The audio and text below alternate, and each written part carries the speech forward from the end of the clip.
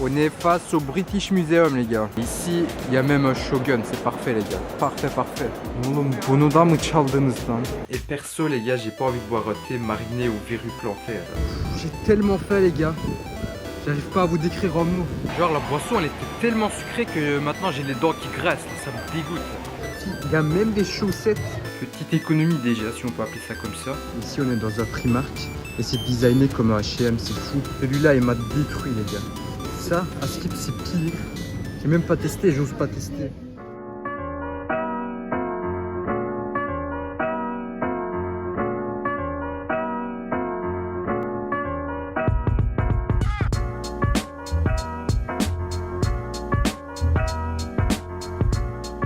Salut tout le monde, j'espère que vous allez bien.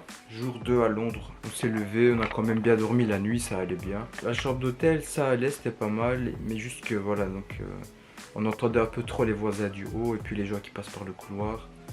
Voilà, juste un petit problème là-dedans quoi. Mais sinon voilà, c'est assez compact, on a tout avec nous. C'est pas mal je dirais, un hôtel 3 étoiles, on va pas attendre plus que ça non plus. Aujourd'hui les gars, on va aller au British Museum. Sachez que si vous voulez aller là, il faut réserver vos places à l'avance les gars. Vous pouvez faire ça via internet et pour les réservations, souvent c'est gratuit. Nous on a pris les tickets qui étaient gratuits. Maintenant j'espère qu'avec ça on aura accès à tout. Voilà, c'est un peu la surprise, hein. Je ne sais pas trop comment ça se passe et je ne sais pas trop non plus ce qu'il y a dedans. Donc je vais aller en mode full découverte. Ça va être assez cool. Mais on va commencer la journée par le petit déjeuner les gars, parce qu'on commence à voir ça. À l'hôtel, dans notre réservation, il n'y avait pas de petit déjeuner. C'était en extra. Et genre, il faut payer 16 pounds par personne pour le petit déjeuner. Et hier, il me disait que je pouvais aller voir et puis décider si je le faisais ou pas. Les gars, moi je pense que pour 16 pounds, c'est quand même assez cher. Donc ce qu'on va faire, c'est que près de l'hôtel, les gars, on a vu des endroits qui vont des genres... des viennoiseries, des pains au chocolat, etc. On va peut-être aller voir ça. Donc on a vu tout ça dans des petites supérettes, mais également dans des commerces qui sont spécialisés là-dedans, donc comme des pâtissiers, etc. On va comparer les prix et aujourd'hui on va essayer de voir ensemble comment économiser un peu plus sur la bouffe. Parce que donner 15 pounds à gauche, 15 pounds à droite, c'est abusé franchement. Genre les pizzas de hier, ça nous a coûté 39 €. Hein. Et c'est un des moins chers que j'ai trouvé. Mais en plus de ça, ça m'a mis la haine parce que bon, c'était quand même une grosse pizza. Et j'ai l'impression que ça a défoncé tous les efforts que j'ai fait dans la journée. J'ai fait plus de 20 000 pas, on a marché bladé, etc. Pour au final bouffer une grosse pizza. Donc c'est un peu dommage. Mais bon, au moins c'était bon. Ce qu'on peut faire les gars, c'est par exemple d'aller acheter dans les supérettes ou encore dans les pâtissiers et aller manger ça à l'extérieur parce que des fois ils prennent un extra si vous mangez sur place, mais aujourd'hui il pleut de fou donc ça va pas être possible, on devra manger sur place. Donc ce sera à mon avis le pâtissier où on ira. Je regarde up sur l'application météo, ils ont mis genre vigilance jaune etc. Ils disent qu'il faut faire attention, qu'il peut pleuvoir genre 40 à 60 mm par endroit, 75 à 100 par d'autres. Ils ont des pages avec full recommandations les gars. Franchement, j'espère qu'il va pas pleuvoir de fou. On est là pour 3 jours, je veux quand même visiter. Et après, c'est vrai que la pluie, ça fait partie de la culture ici. Et les gars, dans l'hôtel, donc on nous a donné une petite théière, des tasses, etc. Des choses qu'on nous a offert.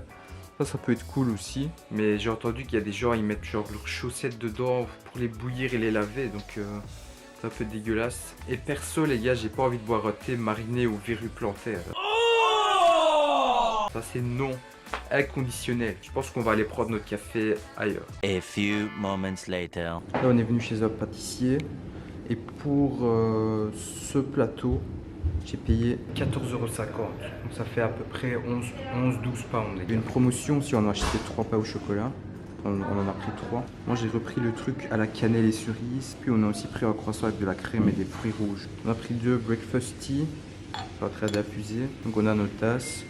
Et franchement, j'aime bien la manière dont c'est servi, les gars. Alors qu'hier, on avait payé 17,50 € pour un croissant, un truc à la cannelle et 2 cafés. C'est fou. Ici, c'est pas encore le top, mais ça va déjà beaucoup mieux. Et les gars, là, il n'y a personne avec nous, donc je profite pour parler. Petite précision, c'est que ici, pour payer, en fait, ils vous mettent la pression un peu. Ils mettent directement le lecteur de carte. Donc, on n'avait pas vraiment l'occasion de payer en cash. Ça, sachez-le bien. Heureusement que j'ai fait Revolut, les gars. Ça me sauve quand même pas mal la vie. Payer en cash... ça devient de plus en plus compliqué. Hier aussi, quand je voulais acheter la carte Oyster, quand je suis parti dans les guichets, ils m'ont dit non, là-bas c'est exclusivement par carte et en moyen sans contact. Et si je voulais payer en cash, je devais aller dans les machines, les gars. Donc c'était le seul moyen d'utiliser le cash que j'avais. Dans tous les autres endroits, on a toujours présenté des cartes ou genre le téléphone pour les banques en ligne. Donc ça, voilà, faites bien attention. Si vous avez une application comme Revolut, etc., bon, franchement, vous n'avez même pas besoin d'échanger, les gars, vous pouvez tout faire.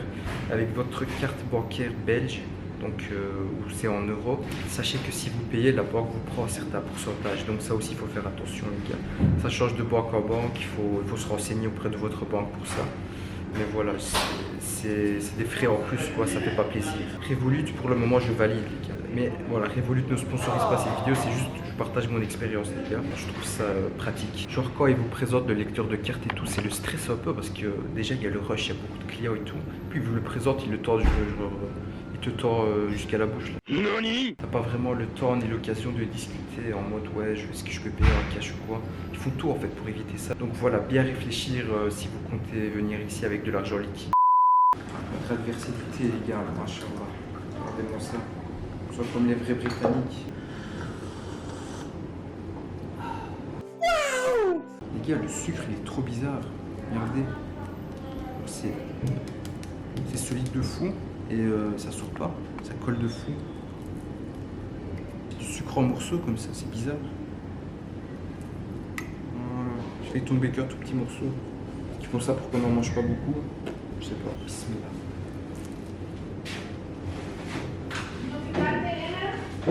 J'aime bien le goût, les gars. C'est vraiment très bon, machallah. Les gars, je vais goûter cette folie aussi.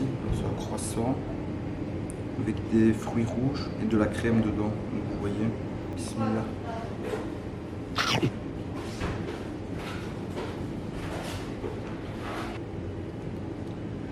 C'est pas mal. Je pensais pas que ce serait aussi bon. C'est un mélange intéressant. Moi, c'est bien. Les gars, je donne un 9 sur 10. Yeah, ça me fume ici. Ils mettent une grosse cuillère là pour le thé. Tu mélanges comme ça. Chez nous, les Turcs, il y a une petite cuillère. C'est intéressant.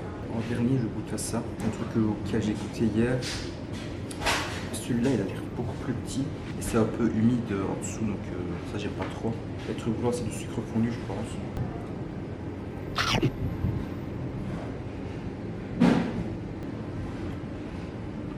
Celui-là, il a l'air moins fourni que celui qu'on a mangé hier. Celui d'hier, il coûtait plus cher, mais c'était plus bon.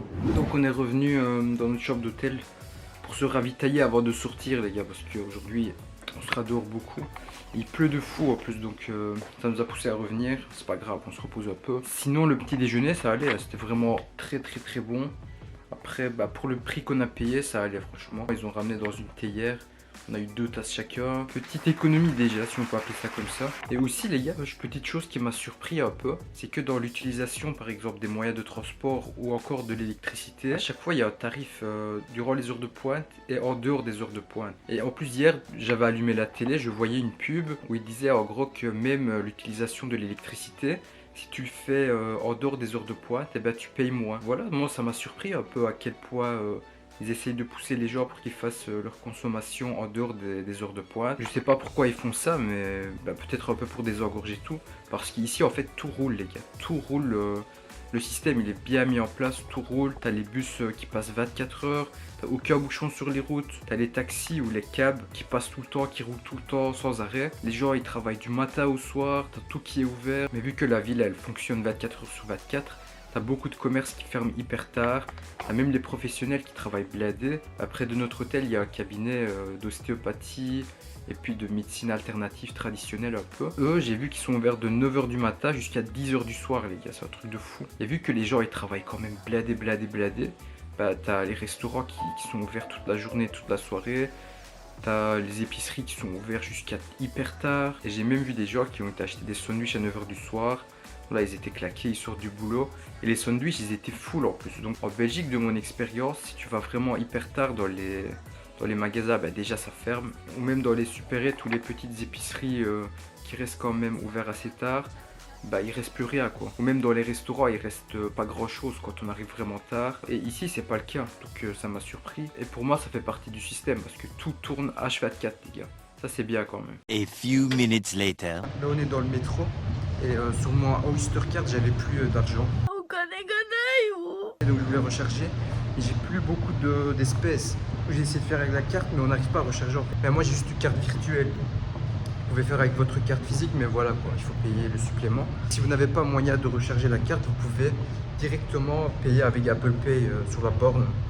Ou bien avec votre carte bancaire sur la borne. Et ce qu'il faut savoir, c'est que ici, en sortant du métro, les gars, il y a encore une deuxième borne, il faut encore une fois scanner.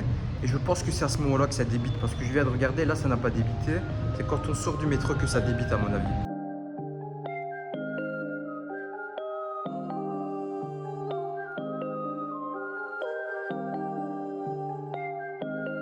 Waking up anew, wasting time is all I do. But now when I'm with you, so much time, nothing to do. I'm dropping you texts now. You said you want me when it's started. Being with you just feels right.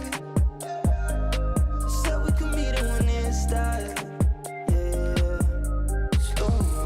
Les snacks, il y a seulement ce rayon, donc là c'est le pain, et les snacks, et puis là ça change. Donc il y a juste, non même pas, en bas il y a, non même en bas c'est du pain, il y a juste 3 étages comme ça. Ah non ça va, j'ai rien dit. Ici on est dans un Primark, et c'est designé comme un H&M, c'est fou. Rien à voir avec celui qu'il y a à Liège, hein, franchement. C'est totalement différent ici et c'est totalement mieux organisé. Par contre, les prix sont un peu plus chers. Point d'interrogation. Mais c'est étonnant parce que Primark, chez nous, c'est vu comme un magasin qui vend des produits bas de gamme et tout. Des fois, les gens, ils méprisent un peu Primark. Mais ici, ça a l'air d'être un équivalent du H&M, quoi. Étonnant. J'ai acheté cette boisson, les gars, un Oasis aux fruits rouges. J'ai bu un peu, c'est pas mal. Mais c'est tellement sucré, un truc de fou. Genre en Belgique, on n'a jamais autant de sucre. J'ai toujours le goût du sucre en bouche tellement il y en avait. C'est vraiment abusé. Sinon, le système avec les capuchons, c'est la même qu'en Belgique. C'est éclaté. Éclaté, pire invention du siècle. Genre la boisson, elle était tellement sucrée que maintenant j'ai les dents qui graissent. Là. Ça me dégoûte. C'est fou, hein. Je me demande si toutes les boissons sont aussi sucrées que celle-ci. Sinon, j'ai face à moi un des monuments les plus importants et les plus connus de Londres. Ta-ta-ta-tam. On est face au British Museum, les gars. On avait réservé pour 13h et là il est 12h40, donc on attend un peu. Et Inch'Allah, on va y aller. Je me suis ensuite dirigé vers le British Museum. J'ai été surpris par le nombre de personnes qui étaient présentes. Je n'avais pas réalisé que c'était un des plus grands musées du monde, peut-être. Ça me fume parce qu'à l'entrée du British Museum, ils demandent si on veut faire des dons.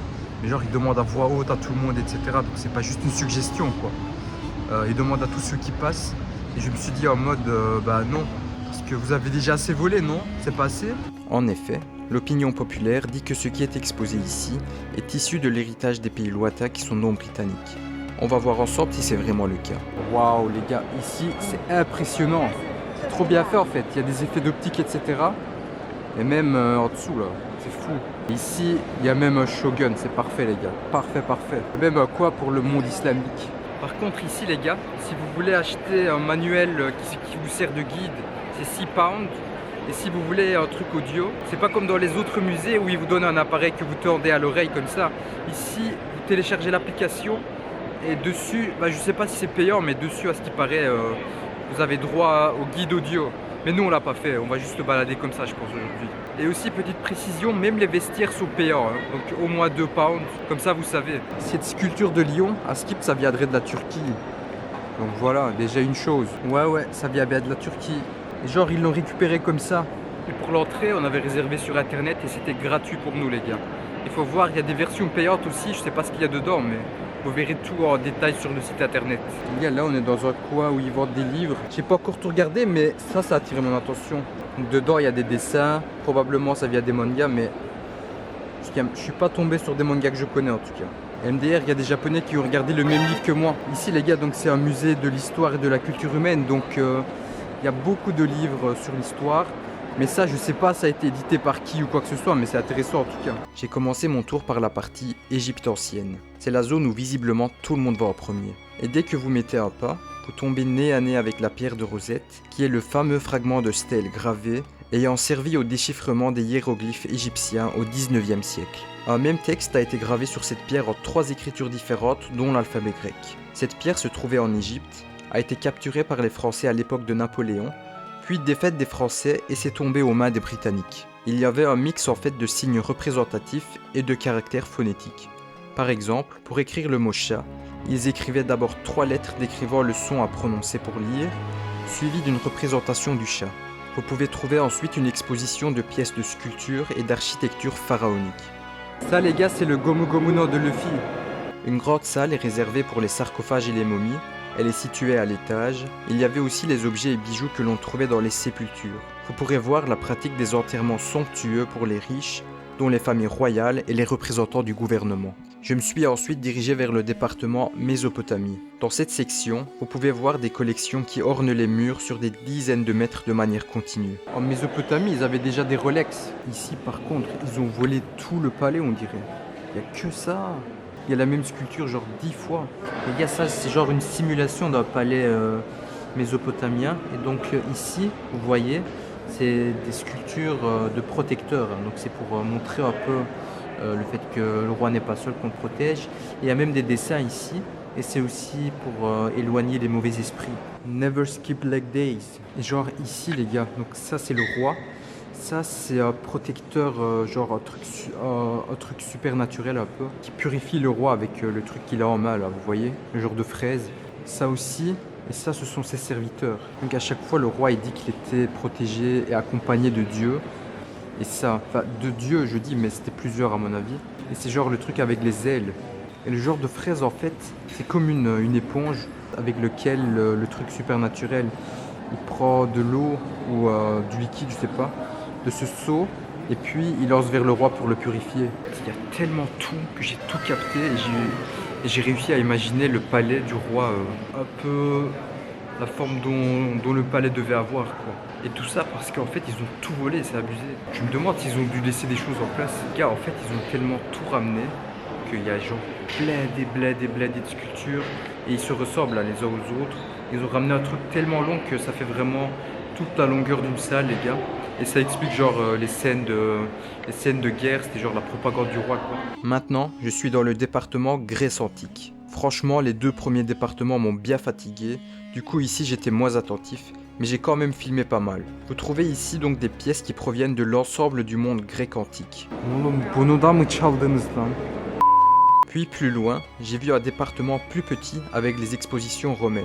Les collections présentes ici sont des bijoux, du bronze, de la verrerie romaine ou des vases grecs. Dans le musée, il y a également des zones qui sont utilisées pour exposer des collections d'art islamique. Mais ce département reste plus petit que les autres. Et c'est aussi possible de trouver des collections plus scientifiques. Je n'ai pas remarqué pendant ma visite, mais j'ai vu sur Wikipédia par après que la première pile électrique était également exposée.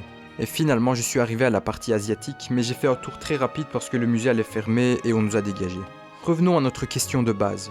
Est-ce que le British Museum, c'est du vol de culture? Historiquement, ces collections ont été acquises à l'époque coloniale britannique dans des conditions contestables comme lors des pillages ou d'achats inéquitables.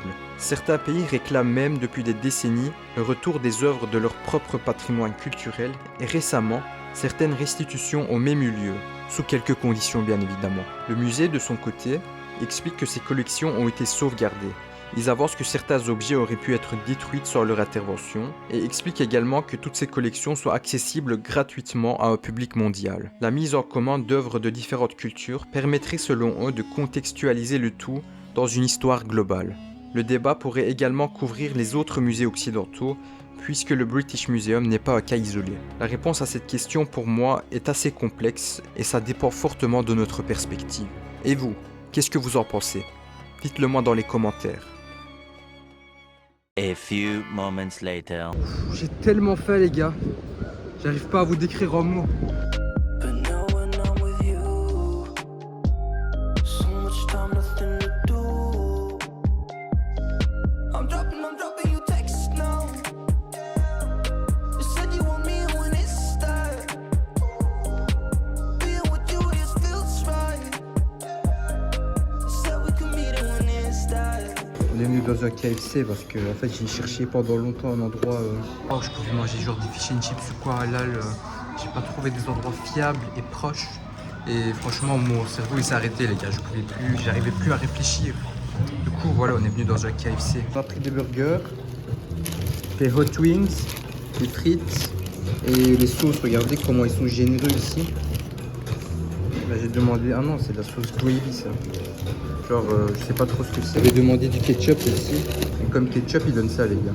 Je goûte la sauce gravy, les gars. Avec des frites. J'ai une sauce comme ça. J'ai pas vraiment de goût. Hein. Parce qu'en fait, les frites, elles sont épicées. Je ressens plus de goût de ça que ça. Je sais pas, c'est une sauce. Elle est très normale pour moi. Je sais pas, c'est pas la sauce que je préfère en tout cas. Voilà, on a bien mangé. Enfin, on n'est pas full, mais c'est des petits menus. Ça coûtait quand même cher malgré ça. Là, on est sorti. On est près de Tottenham. On fait des petits tours. On regarde un peu ce qu'il y a. Il y a beaucoup de magasins. On va voir un peu ce qu'il y a, les gars. Sun is about to go down. So what you doing tonight? It's everything I can't think of. Waking up anew. Wasting time is all I do. But now when I'm with you, so much time, nothing to do. Très dans un magasin coréen, les gars. Regardez tout ce qu'ils vendent là. Les rice cakes, les tteokbokki, cold noodles. Les noms surgelés, c'est exactement tout ce qu'il y a en Corée, hein. Pas de ce que je vois sur les vidéos. Regardez tout ça. Ils vendent du kimchi même. Tout ça, c'est du kimchi. Il n'y a pas le petit lait à la banane là, c'est dommage. Les ramen au kimchi. Il y a même des indomie. Bon, les ramen, ils sont où? Vous vous rappelez de ça, les gars? J'avais goûté à la Médinésia la deuxième fois. J'avais mis sous forme de réel sur Astra là. Celui-là, il m'a détruit, les gars. Ça, à Skip, c'est pire. J'ai même pas testé, j'ose pas tester. J'avais goûté le vert là, je sais pas où il est, mais le vert ça passait un peu. Sauce piquante des Coréens là. À mon avis, c'est les sauces qu'il y a dans les ramyons là. Ceux qui déchirent. J'ai acheté ce truc, j'achète ça. Le récipient avec les glaçons dedans. Et puis tu vas acheter ce que tu veux mettre dedans à côté. Et ça, genre, c'est pas froid en fait, c'est dans les rayons normaux. Et ça, c'est dans le congélateur. Vous videz là-dedans, les gars. Voilà votre iced tea. Faites aussi attention parce que là, il précise la taille. Et ça, en fait, ce verre, il est de différentes tailles. Donc, faites attention à ça. Et pour boire ce truc, en fait, vous devez débloquer ça et venir le mettre là. Il doit y avoir un clic. Voilà.